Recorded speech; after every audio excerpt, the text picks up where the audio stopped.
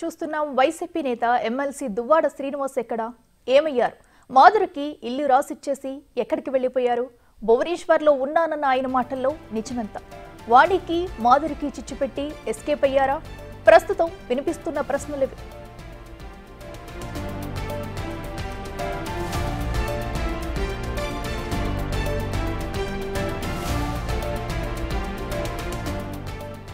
నెలనాళ్లు సాగిన Duvvada family episode కు end card పడినట్లే. ఏ ఇంటి కోసమైతే రచ్చ జరిగిందో అదే ఇంటిని మాధురికి ఇచ్చేయడంతో అంతా నిశ్శబ్దం అయిపోయారు. ఇక అప్పటి వరకు ఆందోళన చేసిన వాణి, ఆమె పిల్లలు కాసేపు గొడవ చేసి ఆ తర్వాత అక్కడి నుంచి వెళ్లిపోయారు. మళ్లీ ఎలాంటి ఆందోళన చేయలేదు. సో పంచాయతీ తెగినట్లేనని అంతా భావిస్తున్నారు.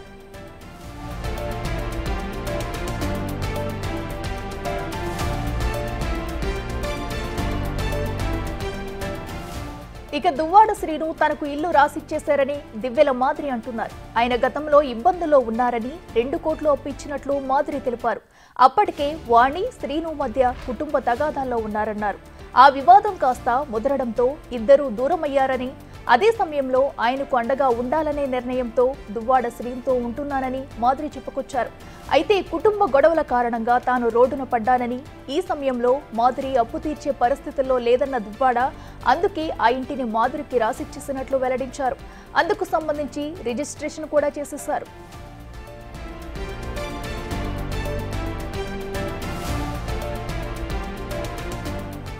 కోర్టు ఇచ్చిన ఉత్తర్వులతో దువ్వాడ శ్రీను లేని సమయంలో ఇంట్లోకి ప్రవేశించడానికి వాణి కుటుంబ సభ్యులు ప్రయత్నించారు. అప్పటికే ఇంటి లోపలే ఉన్న దివ్యల మాధురి ఫిర్యాదుతో వాణిని పోలీసులు అడ్డుకున్నారు.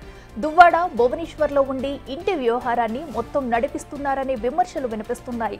వ్యాపార కార్యకలాపాల పనులపై భువనేశ్వర్ వెళ్లానని చెప్తున్నారు దువ్వాడ శ్రీనివాస్. ఇంటి విషయంపై రక్షణ కల్పించాలని సోంపేట కోర్టులో దివ్యల మాధురి పిటిషన్ వేయనున్నారు. ఇక ఆ ఇంట్లోకి అనుమతించాలని దువ్వాడ శ్రీను మాధురికి రాసిచ్చిన ఆస్తి పత్రాలు చల్లవల్లే ఆదేశాలు ఇవ్వాలన్న నరసన్నపేట కోర్టులో పిటిషన్ వేయనున్నారు వాణి.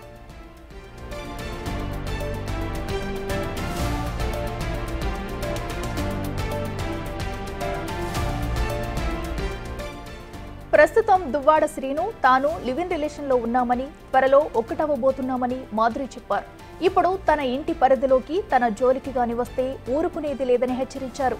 అదే ఇంటిని దువ్వాడకు రెంట్కిస్తానని మాధురి తేల్చి చెప్పారు.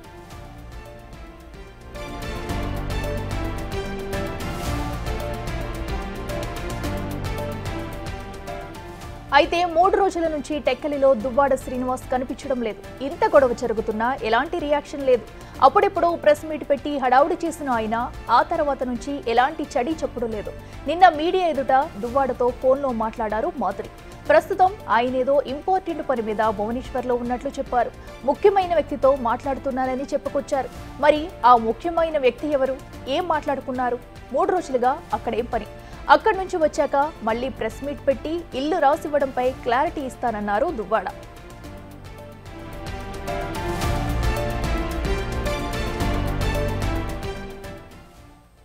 ఇదే అంశానికి సంబంధించి మరింత సమాచారం మా ప్రతినిధి రాజు లైవ్ లో అందిస్తారు. రాజు, చెప్పండి, మరి దువ్వాడ శ్రీనివాస్ ప్రస్తుతం ఇక్కడ స్థానికంగా లేకపోవడంతో కూడా ఆయన ఎక్కడంటూ కూడా కొన్ని విమర్శలు అయితే వినిపిస్తున్నాయి. అటు ఆయనకు సంబంధించిన ఇల్లును కూడా మాధురికి రాసిచ్చేయడం, రిజిస్ట్రేషన్ జరగడం కూడా అయిపోయింది. సో ప్రస్తుతం తనకు కనిపించకపోవడంతో కొన్ని విమర్శలు అయితే వింటున్నాం. దీనికి సంబంధించి డీటెయిల్స్ అయితే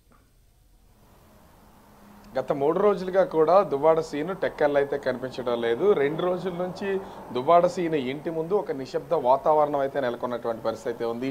ఇంటి కోసం గత దాదాపుగా 30 రోజులుగా జరిగినటువంటి ఆందోళన ప్రస్తుతం అయితే విరమించినట్లుగా కనిపిస్తుంది. ఎందుకంటే ఈ ఇంటికి సంబంధించి ఆస్తుల పంపకానికి సంబంధించి దువ్వాడ వాణి, ఆమె కూతుళ్ళు దువ్వాడ సీను ఇంటి దగ్గర గత నెల 8వ తేదీన ప్రారంభించినటువంటి ఆందోళన నిర్విరామంగా నెల రోజులు పూర్తయినటువంటి పరిస్థితి ఉంది.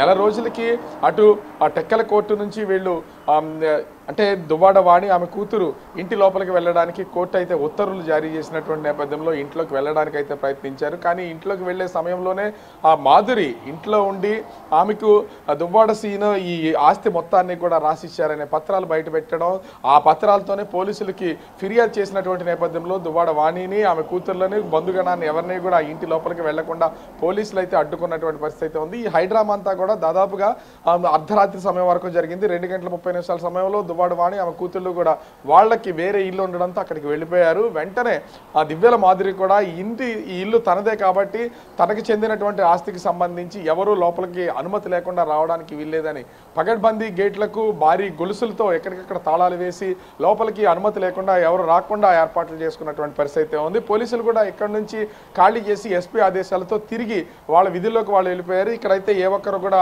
ఆ విధులు నిర్వహించడం లేదు. దీంతో ఇక్కడ నిశ్శబ్ద వాతావరణం నెలకొన్నటువంటి పరిస్థితి కనిపిస్తుంది.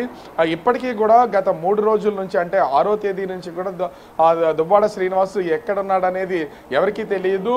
దువ్వాడ శ్రీనివాస్ ఇక్కడ కనిపించకపోవడంతో దువ్వాడ శ్రీనివాస్ ఎక్కడ అనే చర్చ అయితే మొదలైనటువంటి పరిస్థితి ఉంది. నిన్న ముఖ్యంగా మీడియాతో మాట్లాడుతూ ఆ దివ్యల మాదిరి ఆ దువ్వాడ శ్రీని కాల్ చేసిన సమయంలోనే నేను ఒక వ్యాపార కార్యకలాపాల కోసం ప్రస్తుతం అయితే నేను భువనేశ్వర్లో ఉన్నాను, అక్కడ నుంచి 2-3 రోజుల్లో తిరిగి వస్తానని మీడియా ముఖంగా చెప్పినటువంటి పరిస్థితి కనిపిస్తుంది. అయితే మొత్తం వ్యవహారాన్ని అంతా కూడా దువ్వాడ సీను భువనేశ్వర్ నుంచి నడిపిస్తున్నారనే విమర్శలు కూడా వినిపిస్తున్నాయి. ఇంటి రిజిస్ట్రేషన్ చేసి కాగితాలు దివ్యల మాధురికి ఇచ్చిన తర్వాత ఆ దువ్వాడ సీను భువనేశ్వర్ వెళ్ళిపోవడం, అక్కడి నుంచి ఈ వ్యవహారం మొత్తాన్ని అంతా కూడా నడిపిస్తున్నారు. ఎందుకంటే దగ్గరుంటే తన విమర్శలు పాలవ్వాలి. ఈ ఆస్తి మొత్తాన్ని దివ్యల మాధురికి రాసిచ్చారు కాబట్టి ఆ వాణి కానీ ఆ కూతుళ్ళు కానీ ఏ ఒక్కరు కూడా ఇంటిలోకి ప్రవేశించకుండా ఉండాలి. ప్రవేశించే సమయంలో ఒకవేళ వాళ్ళు ఆందోళన చేస్తే అటువంటి సమయంలో ఆ దువ్వాడ సీను ఉండకుండా ఉండేలాగా ఒక పక్కా ప్లాన్ చేసుకున్నటువంటి పరిస్థితి కనిపిస్తుంది.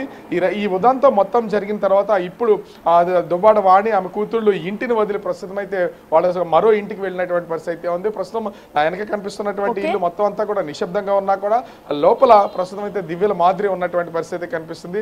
ఇప్పటికే పోలీసులకు ఫిర్యాదు చేసినటువంటి నేపథ్యంలో ముందు లీగల్ గా ఏ విధమైనటువంటి ఇబ్బందులు రాకుండా ప్రస్తుతం దివ్యల మాదిరికి సంబంధించినటువంటి న్యాయవాదులు ఈ కేసుకు సంబంధించి ప్రస్తుతం సోంపేట కోర్టులో ఒక పిటిషన్ అయితే దాఖలు చేయనున్నారు. ఆ సోంపేట కోర్టుకు సంబంధించి అక్కడ ఉన్నటువంటి జడ్జి కూడా ఈరోజు లీవ్ లో ఉన్నటువంటి నేపథ్యంలో అక్కడ కేసుకు సంబంధించి నెంబర్ తీసుకుని అదే కేసుని శ్రీకాకుళం కోర్టుకి వాళ్ళు బదిలీ చేసుకునే అవకాశం అయితే కనిపిస్తుంది. ఈ ఇంటి స్థలానికి కానీ ఇంటికి కానీ దువ్వాడ వాణి ఆమె కూతుళ్ళు ఎవరూ రాకుండా ఉండేలాగా చర్యలు చేపట్టాలని కోర్టును ఆశ్రయిస్తున్నటువంటి పరిస్థితి ఉంది. అదేవిధంగా దువ్వాడ వాణి కూడా ఈరోజు నరసన్నపేట కోర్టులో ఆ కేసుని అంటే పిటిషన్ వేయనున్నారు. మా ఇంట్లోకి మేము ప్రవేశించడానికి హక్కులు కల్పించాలి, రిజిస్ట్రేషన్ పూర్తి చేసినటువంటి దాన్ని రద్దు చేయాలని దువ్వాడ వాణి కూడా పిటిషన్ వేసే పరిస్థితి కనిపిస్తుంది. ఓవరాల్గా అయితే ఇప్పుడు టెక్కలి, భువనేశ్వర్, నరసన్నపేట, సోంపేట మధ్యన ఈ కేసులకు సంబంధించి అయితే వివాదం కొనసాగుతున్నటువంటి పరిస్థితి కనిపిస్తుంది. Akhila. Right Raju, thank you.